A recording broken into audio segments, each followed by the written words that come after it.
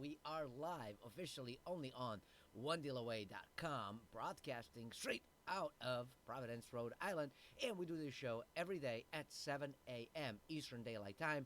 And of course, only on onedealaway.com, as I have already mentioned. Thank you very much. So today we are actually doing a very, very important show of looking at a little bit at a future. Now, one of the things that I have learned is yesterday we talked about Fed Powell doing the live thing tomorrow, and all eyes are on Fed right now. I mean, people are having all kinds of stories. They're coming up with all kinds of things of what we could expect, what is going to happen.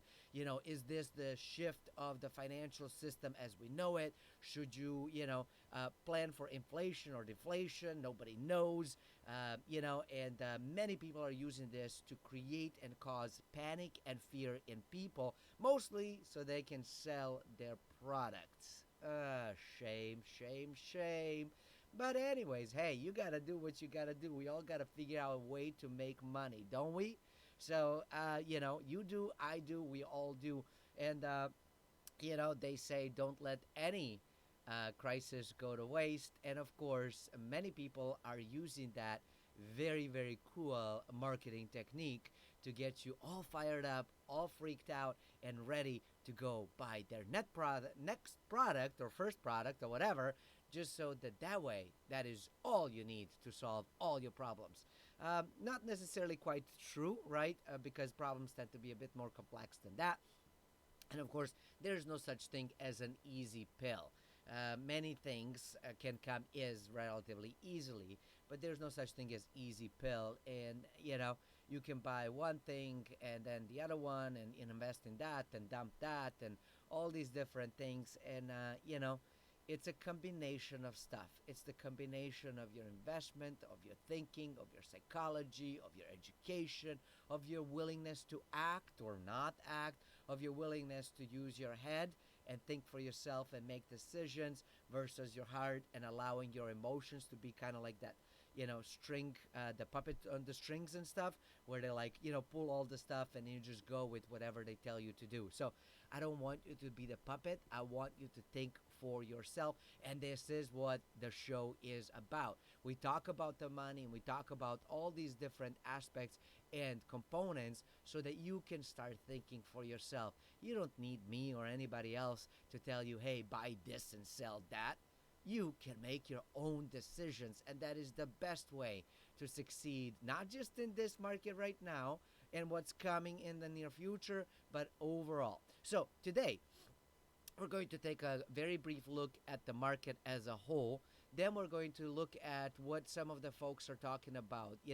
Is it double dip? Is it not double dip? Is it V shape, W shape, L shape, K shape? I saw somebody say K shape, and I'm like, what the heck is a K shape? I've never heard of a K shape. And K shape basically is, well, you have a recovery, that for some people it goes straight up and for some people it goes straight down. And I'm like, yeah, but what is the part of the K? Like, how do you get there? It's more of like Delta, I guess. I don't know. River Delta. So, anyways, people are trying to come up with cool new names, right? Like the milkshake theory guy.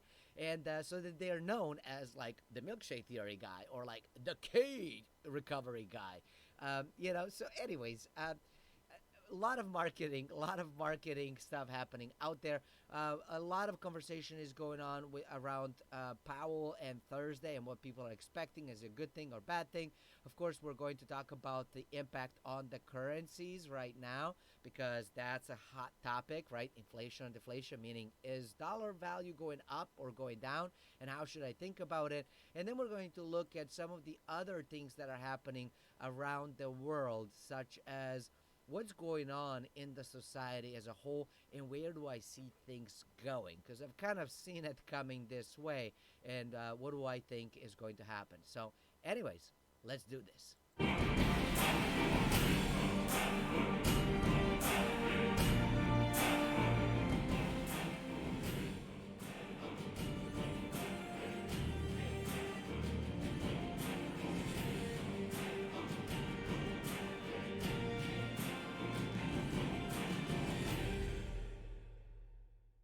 All right. right. Good morning, good morning, good morning. Happy Wednesday to you. It is August 26, 2020.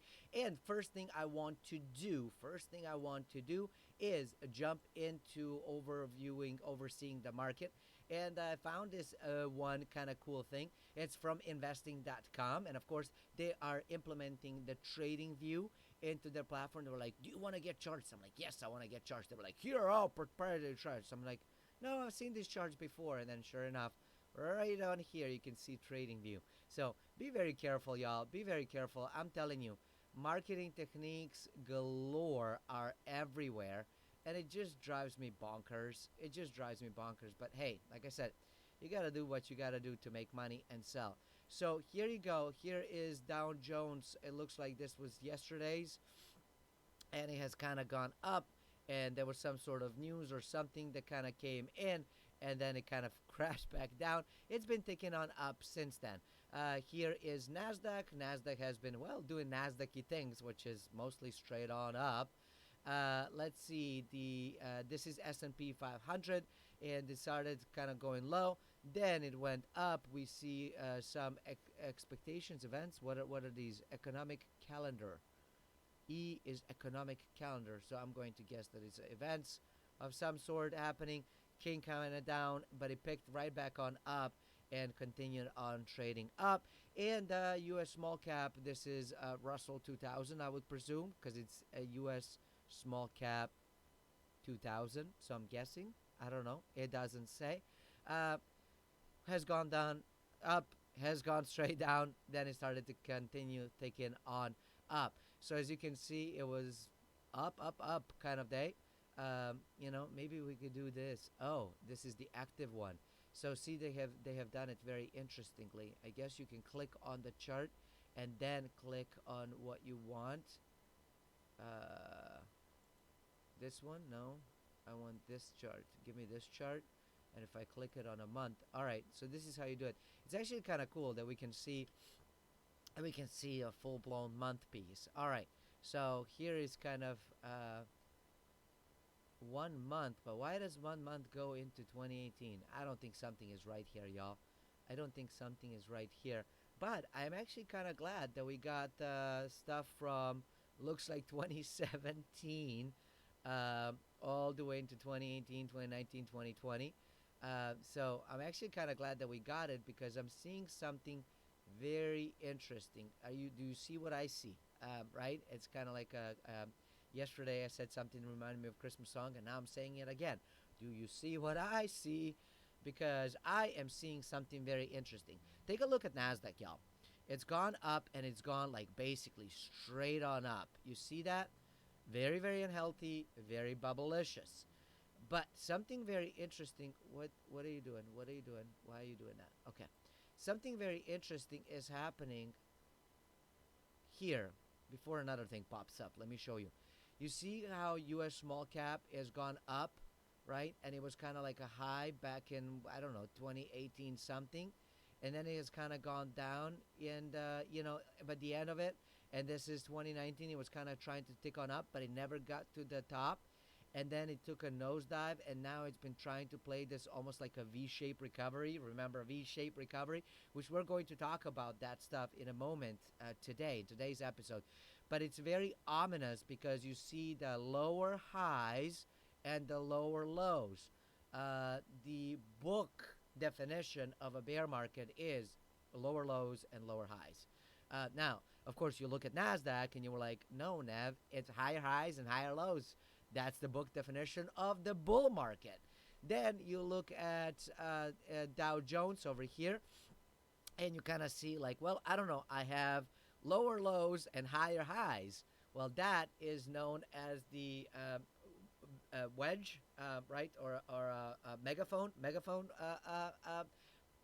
part, where it could go like any which way, right? So now we have a bear, we have a bull, we have a I don't freaking know.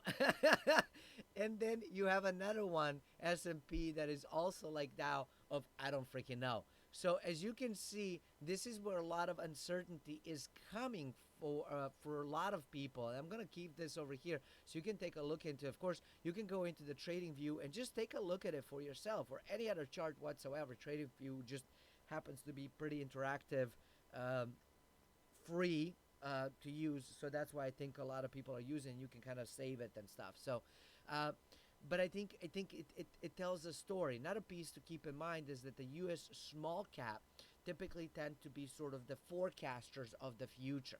So now we have a forecaster of the future called the small cap that says bear market is upon us, right? And then you have the two major indexes that are saying, I got nothing. And then technology is saying, like, I don't know what you're smoking, but where I am sitting, things are lovely and doing excellent. Except the problem is that it's going straight up. Whenever it goes straight up, it has to come down. Now, whether something triggers it or not, it just has to, because that's just the way that things work. If you don't believe me, take a look at any chart whatsoever. And the moment you see something go straight up, ballistic on up, when you zoom on out, it's time to get out. It's time to get out because it is going to come down. Now, I don't know when it's going to come down. It could happen today at 9:30 a.m. It could happen, 6 years from now. Who the heck knows? Nobody knows that. I mean, I don't think it's going to be 6 years, but I honestly don't know. Nobody knows that. And so we have a couple of the signals that are like, Then we talked about the Buffett indicator, which is also another one like, not, this is not happening. Then we have a gold, silver stuff prices right over here. As you can see, the gold has actually come down from the over 2000 level, but it's still holding in the 1900s. Silver was what?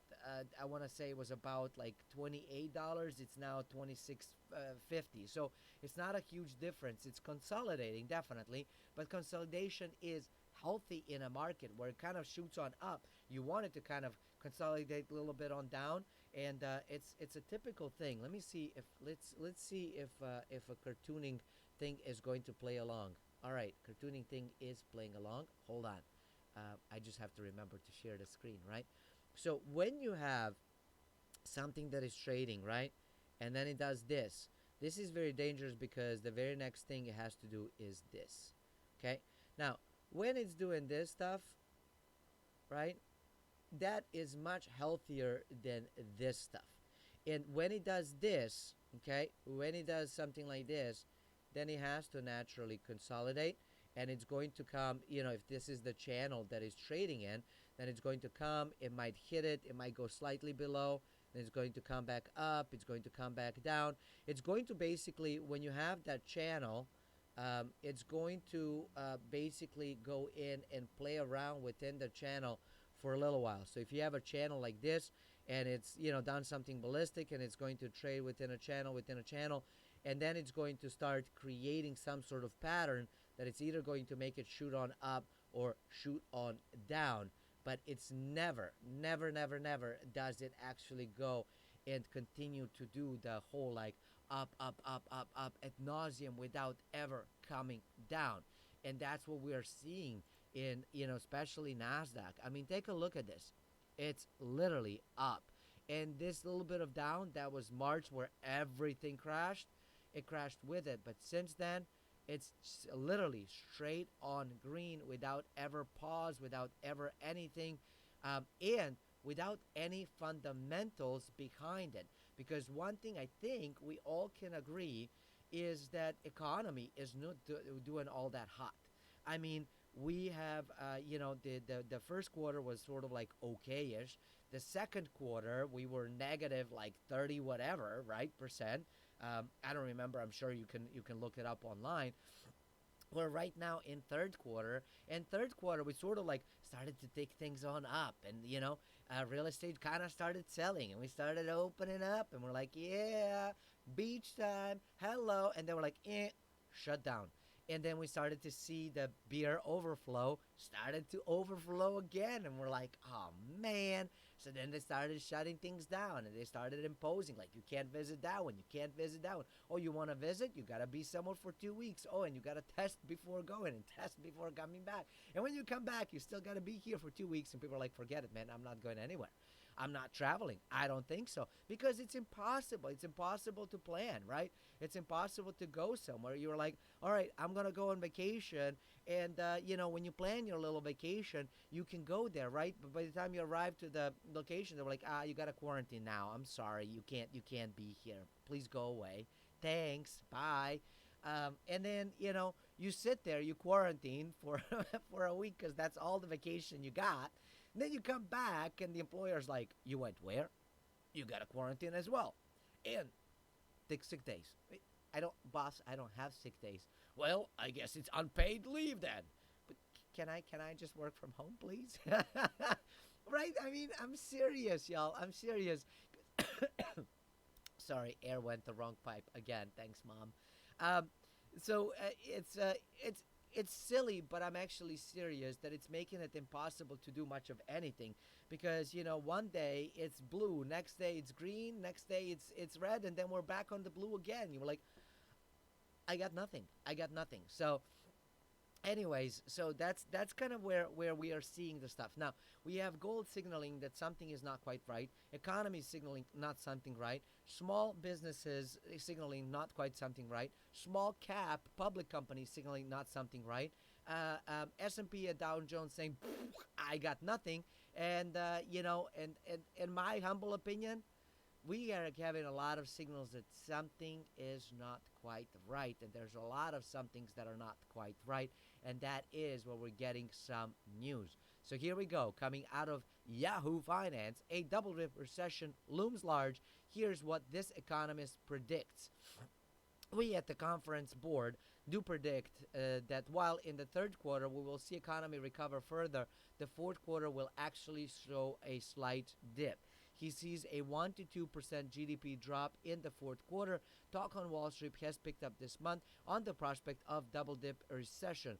A double dip recession is usually characterized as one where an economy briefly escapes recession via snapback in growth, but then quickly returns to negative growth.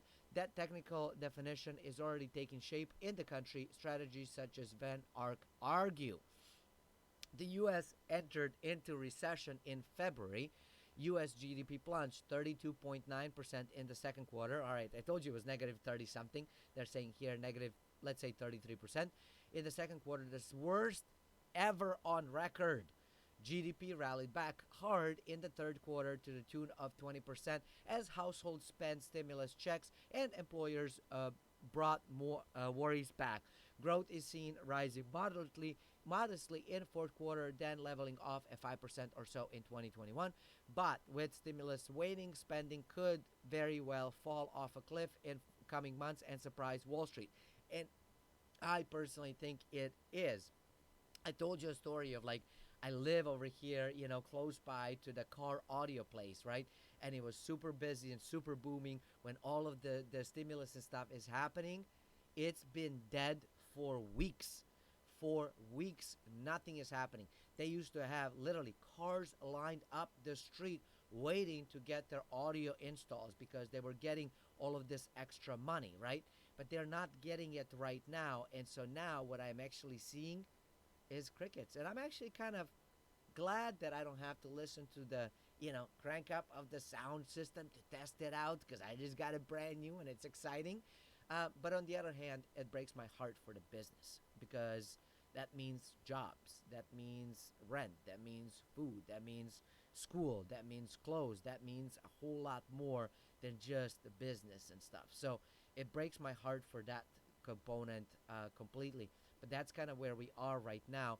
And of course, we don't have much of anything to be going on up until after the Labor Day. So after September 7th is when we're actually going to start seeing some sort of movement, some sort of motion, commotion, something going on within the markets, within the economy, within potential another level of stimulus and stuff. Because right now, it's not really happening, y'all. It's not really happening. This idea that the recovery will just continue isn't correct. And I absolutely agree. Now, then we have another article. Hold on, coffee time.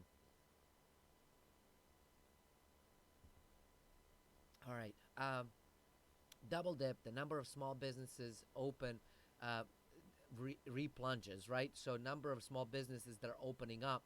You got to watch out for all of these things because you can't just take a look at the market and think that everything is hunky dory peachy.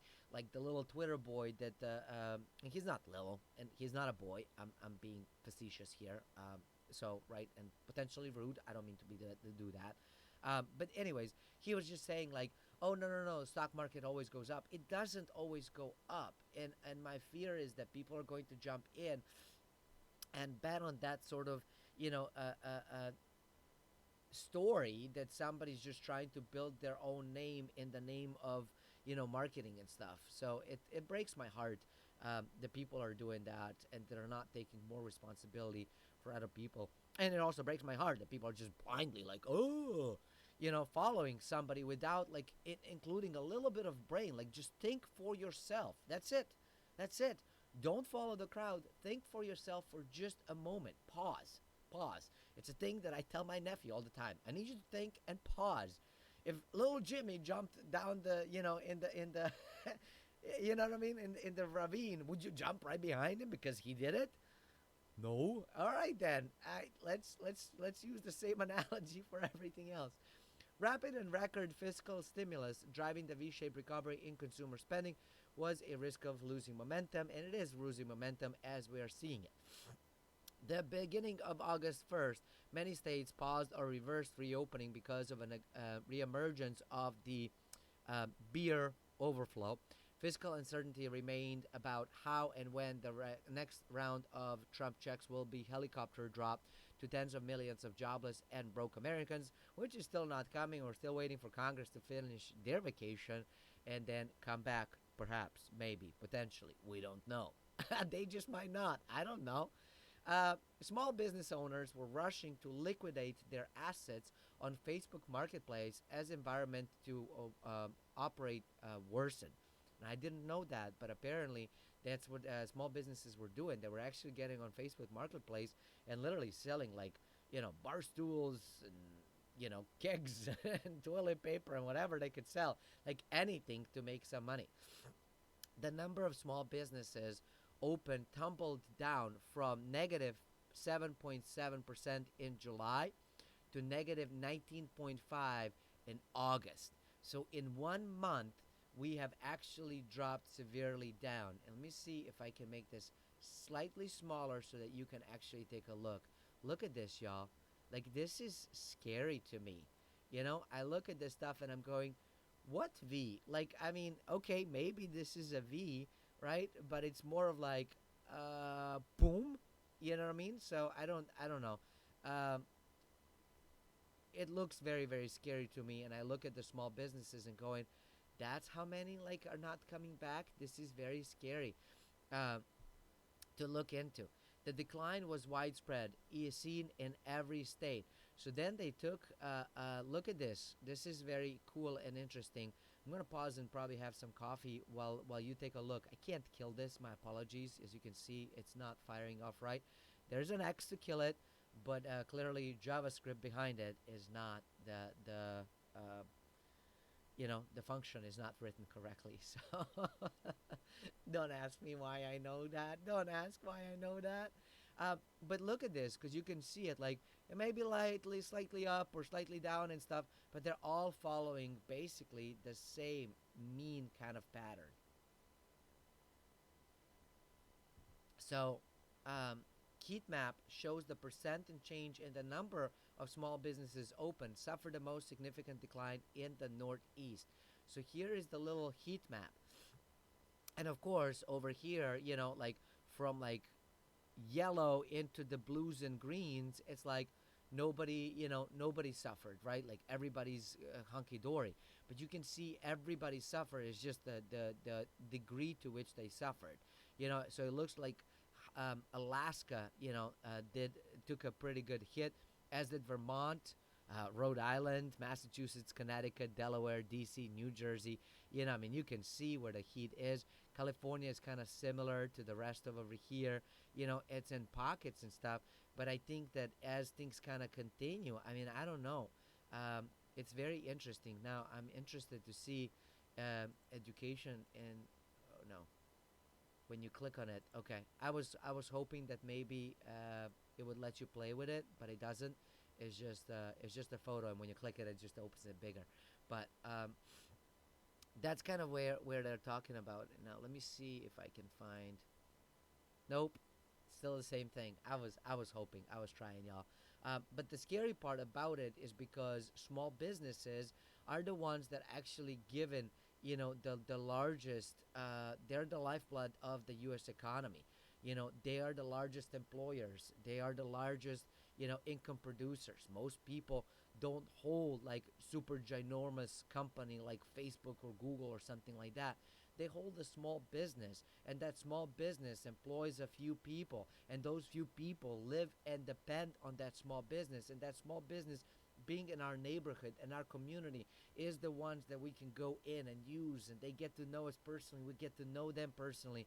And unfortunately, small business is dying, dying, dying, dying, a slow, painful death. Now, there are some businesses that are doing okay. There are some even small businesses that are starting to kind of develop and stuff, and most of them are living in the world of tech and crypto and blockchain and that kind of stuff. But very few do you see like opening of the business and stuff. I was driving around Providence yesterday extensively, and I'm starting to see more and more like for sale signs for real estate. I've been seeing for lease and for like sale for the commercial stuff for about a year plus minus. But the crazy part is you have like on one side of the street it's like for sale and they can't sell it. On the other side of the street they're building a brand new building for commercial space, and I'm going, okay, who's crazy in this story? Like, what are you people smoking? I mean, seriously. So anyways, they have built up one, two, three, four, four, five, six buildings, something like that, seven buildings, something like that in downtown Providence. And downtown Providence is not big, y'all. I mean, we're a small town. But they have built up quite a few of them. And of course, the Providence downtown law says that the downtown, the first ground level has to be commercial space, and then you can have apartments above it and stuff. So some of these are apartment buildings, but the rents is like ridiculous. I want to say, it's about 2 grand for a studio, for like a 500 square foot studio is 2 grand. And it's so funny because obviously that I have real estate and I rent it and stuff. And we are located, I don't know,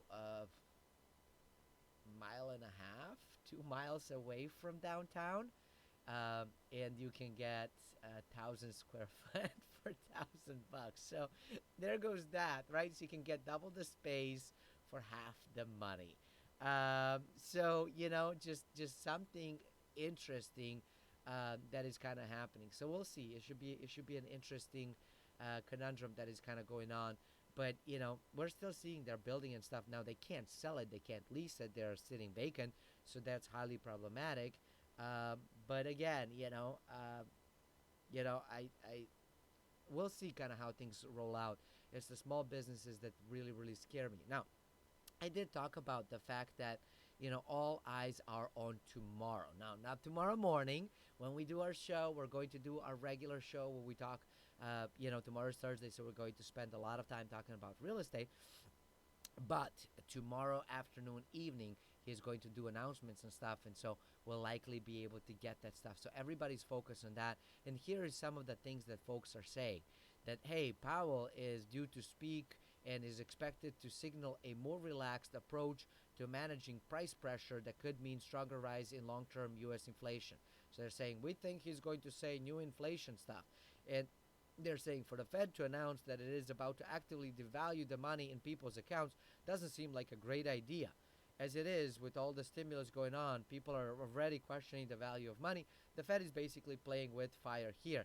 And they're saying that the reason that the Bitcoin, you can see it here, super cool photo, that this is very, very bullish for Bitcoin and for gold.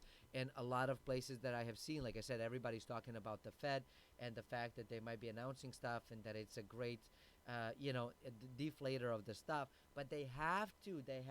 This is the part that I was trying to explain to folks. that many people just don't seem to understand, it seems. All right, so clearly we can't do the drawing when it comes to Forbes, but we could do the drawing on this one over here. So let me see if I can do that, perhaps. Maybe? Are you going to play along? You're not going to play along? No, nope. All right, she's not going to play along. So there goes that. But anyways, they have to because they have printed so much money. Well, if you don't use inflation to burn it off, to burn off that debt burden, how else are you going to eliminate it, right? Our money is based on debt. People need to understand that. Now, it doesn't mean that you have to like it. It doesn't mean you have to approve of it. It doesn't mean any of that stuff, but it's based off of debt. Now, in order, because we had stopped the economy worldwide, right? We had created this giant vacuum hole that, like, basically sucked in a lot of the money and liquidity. So the Fed and central banks had to print out like crazy to try to fill that hole. We talked about it yesterday, right? That hole is nowhere near full. There's still plenty of space, plenty of room for that puppy to get filled in. So they're going to have to keep on printing. But of course, they also don't want to freak out everybody and freak out other folks. And, they don't want to overfill it. So now that it's created a mountain, so because there is that fear as well, right? Now, the velocity of money hasn't been moving. It's actually been dying, very slow, painful death. But the challenge is that the Fed is also concerned is that we're printing this stuff. We're trying to fill up the hole. The problem is that if the velocity picks up even just a little bit, we could speed up that inflation way, way faster. So they're trying to kind of play this sort of a balancing act of like print, don't print, do some stuff, but don't freak people out. So it's, I don't know that I agree with it, and there's different theories. And so now they're testing theories live as we speak, as we live through them. And so the only way that they can eat up some of this debt, because to fill this hole, they had to create money. How do they create money? They borrow it into existence. When they borrow into existence, it means somebody has to pay for it. How does somebody pay for it? Well, you keep the rates low, which is what they're doing, and you try to increase the inflation so that it can eat at that debt. Now, if inflation, higher inflation, which is what sounds like the Chair Powell is wanting and hoping to create, if the inflation is what we want to kind of have, then I could see that gold and Bitcoin and leveraged real estate and leveraged assets is going to be one of the best things you could do for yourself. However, if they're not able to pull it out and pull it off, which they haven't been able to pull it off for a while, they've been struggling with it, following the same old methodology, then getting into some of those inflationary components when the deflation is going to come in and pop in, getting high leverage is the worst thing that you could do, and getting into bonds and dollars is an excellent idea. Now, we don't know exactly what the announcement is going to be on Thursday, so that's the great unknown. However, I have been saying that, it is quite possible that they might introduce a UBI, Universal Basic Income, where every citizen of age of X up, right, gets X amount of dollars, right? And however they end up doing it.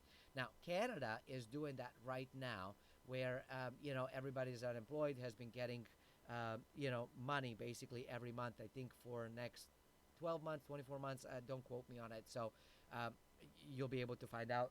Obviously, you can just look it up. I've also found out that Germany is rolling that puppy out as well, that every citizen for next 3 years is going to get like $1,400 a month or something like that. So again, look it up, research it as well, because I literally just found out right before we went live for the show. So those are examples of UBI, and so it's not a completely foreign thing to do. And the how do you stimulate the economy? Well, you give money to consumers. Right now, money has been printed, but it has gone to the businesses in the form of loans slash grants, and some of them will never be able to get it back on the ground because things are just not working, right? It's not happening. So it doesn't matter what they want to do and how much loans they got. Like, if you got no consumers, You got no customers, you got no business. Period. End of conversation. It's that simple.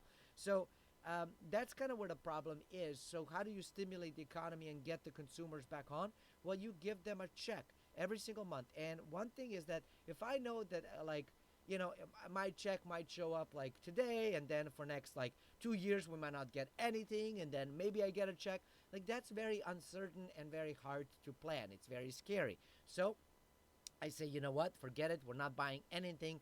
Just pay the basic bills, food, rent, heat, or cooling if it's too hot, like that kind of stuff, right? Like human basic things only. That's it. That's it. We're not doing anything else. But if I know that every single month I'm going to get X amount of dollars, right? Like clockwork on the first of the month, or every 2 weeks, or every Friday, or however it works out, right? Income that we get from jobs and from all of that stuff, it makes things a bit more certain. It makes it easier to plan. It makes it easier for me to say, well, it's okay. It's a Wednesday night. I can go and get tacos tonight because, I know that money is coming in on Friday, and the following Friday, and the following Friday, and the following Friday. And when you have that certainty that money is coming in on regular basis, then it makes it much easier to plan and to go and consume. And when it's easier to plan and consume, well, the economy can start picking on up. The velocity of money can actually start picking on up. The scary part is if it picks up a lot, and if you're not in certain assets that we just talked about, gold, Bitcoin, leveraged real estate, it could quickly turn into very high inflation. People are talking about hyperinflation. Sure, it could go there as well, but you don't need hyperinflation for these assets to pick on up. And the reason I keep saying leverage real estate is I will explain to you tomorrow. So you definitely want to come back tomorrow when we talk about the real estate stuff. Now, the question comes in, what's going on with the dollar? Holla. All right, Powell could unveil a softer policy stance towards inflation at the annual Jackson Hole retreat on Thursday. And people are saying, well, I would never bet against the Fed. And the dollar index was up 0.16% at 93.11 after taking a hit on Tuesday following data shows U.S. consumer confidence tumbling to the lowest in more than 6 years. And yes, the U.S. confidence is going down, but the dollar is going on up. And the dollar and euro traded cautiously today, this morning, as investors refrained from taking risky bets because tomorrow the Fed is going to be announcing something big. We don't know what that is, but people are speculating, right? Now we know that he's already said that he wants to let the inflation run hot and run it hotter, right? Which means higher inflation is what he wants, which leads me to believe that maybe we should prepare for inflation if they can pull it off. And if they can pull it off, well, tomorrow's episode just might make you a lot of money. I'm not saying it will. I'm just saying it might. So you definitely want to come for that and watch it. And if you can't come watch live, that's okay. That's okay. You can always watch it on YouTube. Watch the replay. Just make sure that if you are watching this on YouTube replay, smash the like button. Do me a favor, y'all. I mean, it's that simple. Just smash the like and move on, right? And let's help more people. Do subscribe and hit the bell button so that way when tomorrow's shows comes in and we talk about some of these things, you get them. All right, let's finish strong. So what's going on in the world? Well, businesses are leaving, and not just New York City. They're leaving downtown areas. It took nearly 3 months of often riotous protest in Portland for business owners to pull out of the city and or relocate. And folks are leaving. Downtown Development Group said that the exodus of companies was related to the BLM movement, but does have most everything to do, wasn't related, okay? Let's be clear. It wasn't related to BLM. However, it does have almost everything to do with the lawlessness that the mayor, Ted Wheeler, and the Portland City Council are endorsing downtown. And they're basically saying that, hey, you come in the morning and the streets are covered. You're not sweeping them. They're covered with needles, with garbage cans, broken, left all over place, glass from car windows, glass from stores, glass from, glass bottles. They have been broken, all over the streets Parks are, strewn with litter and so on. And basically, they're saying you're neglecting your duties to protect the city. Portland PD said that just 30 officers were available to manage a crowd of several hundred people. Um, and if you're thinking, and look at this, I mean, it breaks my heart. I love Portland, Oregon. I used to go there a lot. It reminds me of home, actually. It reminds me of Belgrade in many, many ways. And it breaks my heart to see these photos. But if that was only happening in Portland, Oregon, and it's not, little battle zones are erupting all over America. And remember, I have been telling you, people are going to start rioting. We're going to start seeing it.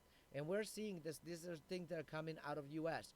Part of the new normal in America seems to be battle zones erupting across the nation. And we're seeing them everywhere. Wisconsin, here we go. Wisconsin is one of them. Denver, Colorado is another one. Portland, Oregon, we just talked about it. And there's plenty of videos and photos you can watch. We're not going to read all of this stuff here. So, then we have Seattle, Washington. I mean, that's been happening for a while. Chicago, Illinois, we're seeing that happening. New York, New York, we're seeing that happening, right? And things are not calming down. They're actually starting to get worse and starting to explode and starting to get all over the place. And I wish I could tell you that this is only happening in the United States, but it's not.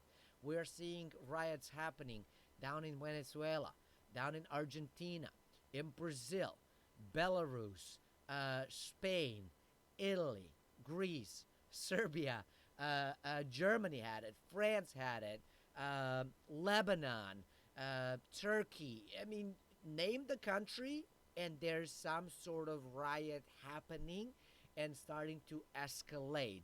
And we're seeing this all over the world. And it's not going to stop. And the part of it, it might have started for something, but right now, people are broke, they are hungry, they are scared, they have been lied to, they have been cheated, and they have had it. Like, they're done. They're done, right? Like, you can do things only so many times, and then you're done. You're absolutely done and don't want to deal with it, right? And, we're going to continue seeing that stuff. And, right now, we talked about the fourth turning, I believe, yesterday. I mentioned it as a book. And that there's videos and stuff. But what the fourth turning basically says is that, cycle wise, as a society, we are at the stage of giant turmoils and uprises and shifts from previous generations and beliefs to the new generations and beliefs, and those are clashing because they have very different opinions and views of what's going on. And that's what we're seeing happening right now. There's no way to escape it. We just have to survive it. That's it. We just got to survive it. Once we survive it, things should start calming down. We should get into a little bit healthier and better socioeconomic sort of like, okay, like the worst is over. So right now we're just going through turbulence, and it's not going to stop anytime soon. And I know that's not what you want to hear, and I'm not trying to scare you. I'm just the way that I see things, okay? But it will be fine. At the end of it, it will be fine. We'll emerge stronger and better. I just don't know what that looks like. So you just gotta be super nimble and ready for anything, okay? Just be ready for anything to happen. That's all. That's it. It's very simple. It's very, very simple of how things are going to roll. All right. And the final piece that I did want to share with you is that we are getting these news coming out of UK.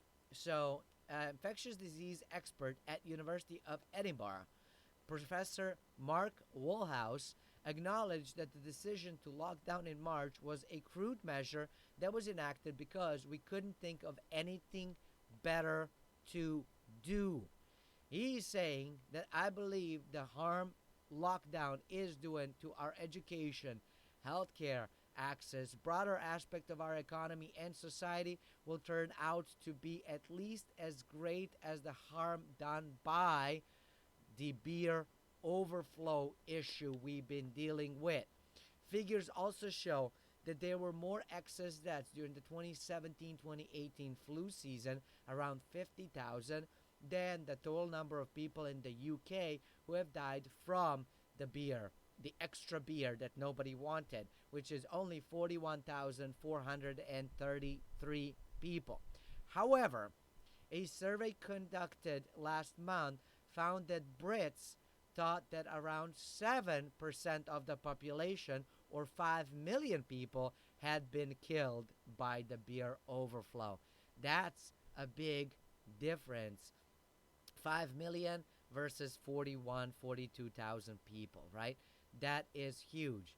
Now, and yes, and so it's one of those things that we gotta stay educated and vigilant on, and really pay attention to what's going on. So that's what we have for today.